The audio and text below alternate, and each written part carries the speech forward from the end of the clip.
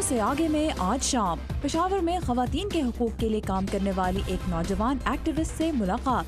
Burma में ads के मरीजों की मदद करने वाली एक खातून को दरपेश चैलेंजेस और इस साल ऑस्कर अवार्ड के लिए नॉमिनेट होने वाली बेस्ट एक्ट्रेसेस के काम पर एक नजर। ये है वॉइस ऑफ अमेरिका की पेशकश खबरों से आगे। अस्सलाम वालेकुम, वॉइस ऑफ अमेरिका वाशिंगटन से ये है प्रोग्राम खबरों से आगे और मैं हूँ सारा जमान।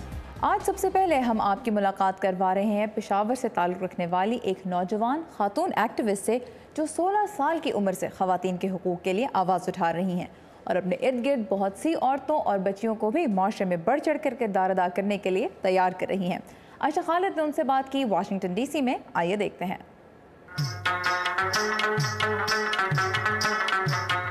मेरा नाम गुलाले इस्माइल है और मेरा ताल्लुक़ सूबे खैबर पख्तूनख्वा के शहर पेशावर से है।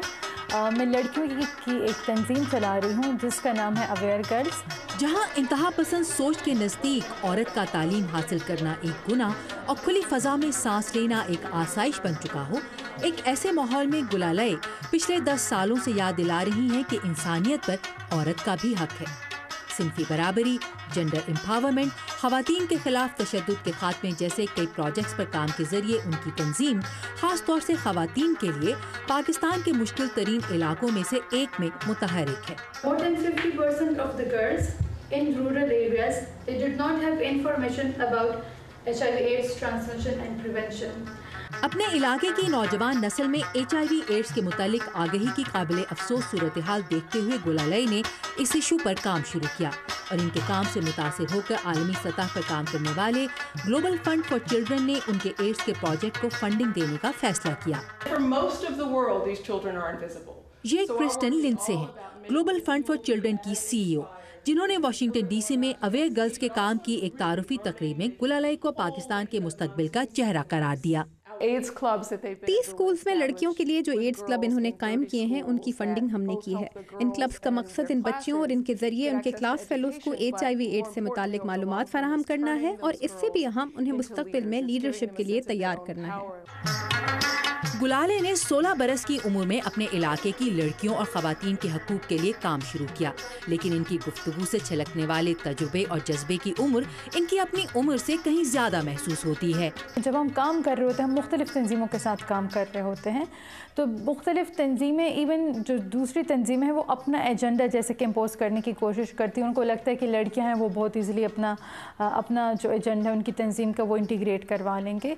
तो हमें वहाँ पे भी बहुत स्ट्रगल करनी पड़ती है कि हम अपने एजेंडे पे कायम रहते हैं कि हमने लड़कियों के साथ लड़कियों की एम्पावरमेंट पर काम करना है। गुलाले की राय में ख़वातीन को मुआशरे में मुसावी हकूक़ दिलाने के लिए मर्द और औरत दोनों की सोच बदलने की ज़रूरत है।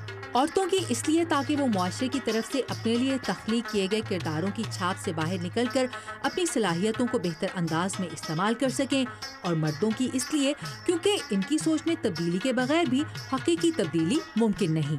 जब हम औरत की आज़ादी की बात करते हैं तो बहुत सारे मर्द, सब मर्द तो नहीं लेकिन बहुत सारे मर्द इनसिक्योर फील करने लगते हैं। तो ये सोच बदलने की ज़रूरत है कि बराबरी जब आएगी, हमारे माशरे में बराबरी होगी तो ये सब के लिए बेहतर होगा। इसमें मर्दों का भी फ़ायदा है, इसमें औरतों का भी फ़ायदा है। लेकिन इंतहा पसंद सोच की भीड़ चढ़ जाने का वो खौफ जिससे ख़वातीन तो दूर की बात, इस खित्ते में इंसानी हकूक़ के लिए काम करने वाले मर्द तक महफूज नहीं। क्या गुलाले को वो खौफ महसूस नहीं होता?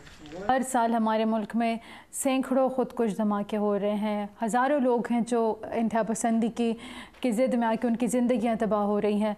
तो उनकी तबाही बहुत बड़ी है और हमारा डर बहुत छोटा है। तो मेरे ख्याल में वो डर काउंट ही नहीं करता अगर डर कभी आता भी है। और अगर हमारे नौजवानों की बेदारी के लिए गुलाले जैसी मिसालों को पाकिस्तानी माशरे में ढूंढना हो तो बहुत दूर नहीं जाना पड़ेगा, सिर्फ ढूंढने वाली आँख चाहिए। गुलाले अपनी तंजीम अवेयर गर्ल्स की सरबराह होने के साथ इस वक्त अपनी आला तालीम के सफ़र को जारी रखे हुए हैं। Ayesha Khalid, Urdu VOA, Washington. तो ये थी बहुत ही इंस्पायरिंग यंग पाकिस्तानी खातून, लेकिन ख़वातीन का किरदार हर मुआशरे में ही बहुत अहम है।